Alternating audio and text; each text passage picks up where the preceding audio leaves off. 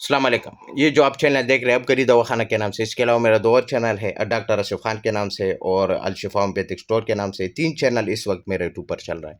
आज का जो हमारा टॉपिक है वो फीमेल के बारे में है, औरत के बारे में, ख़वातीनों के बारे में है, लेडीज़ के बारे में है, वुमेन के बारे में है। अगर आपकी वाइफ़ है, उसको बिल्कुल अमृतसरी से नफ़रत होती है, तो यकीन मानो ये 25 मिनट पहले केला है, फिर आप तमाशे देखिए, उसके अंदर वो जज़्बात, वो खुशी, वो ख्वाहिशात, वो वलवला पैदा होगा, उसका जिस्म इतना गर्म होगा कि वो आपसे खुद बोलेगा। इस तरह ख़वातीन जो आप तरह-तरह के इलाज करवाने के बाद उसके अंदर कोई जज़्बात या कोई शहवत आते ही नहीं, तो ये शहवत को जगाता है और वो भी 25 मिनट के अंदर-अंदर।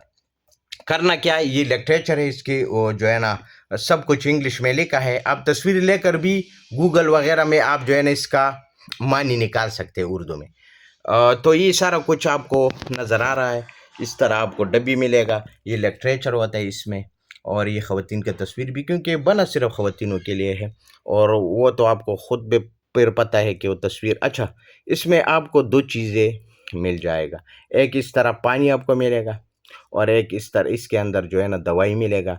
इसको कैंची के साथ काट कर ना, पहले इस पानी को आप 1 कप में शामिल कर लें, या 1 कप वैसे जो है ना खाली कप ले ले, उसमें ये पानी डालें पहले, फिर ये कैंची के साथ काट कर ना इसके अंदर जो दवाई होती है वो इसमें डालना है, मिक्स करना है, बस दवाई तैयार। अब इसमें आपको आपकी मर्ज़ी, आप दूध में खिला सकते हैं, जूस में खिला सकते हैं, आम का जूस हो, सेब का जूस हो, हर चीज़ में दे सकते हैं। अच्छा, इसका कोई साइड इफ़ेक्ट भी नहीं है, हर ख़वातीन को खिला सकते हैं। अगर उसका बीपी है या कोई और बीमारी है, उसके ऊपर ये कोई गलत असर नहीं करेगा। ये सिर्फ़ उसके अंदर वो पावर लेकर आएगा जो वो उसकी ज़रूरत होती है, क्योंकि बना सिर्फ उसके लिए है, उसका मूड बनाता है, हम बिस्री के लिए उसका जो है ना ख्वाहिशात को जगाता है।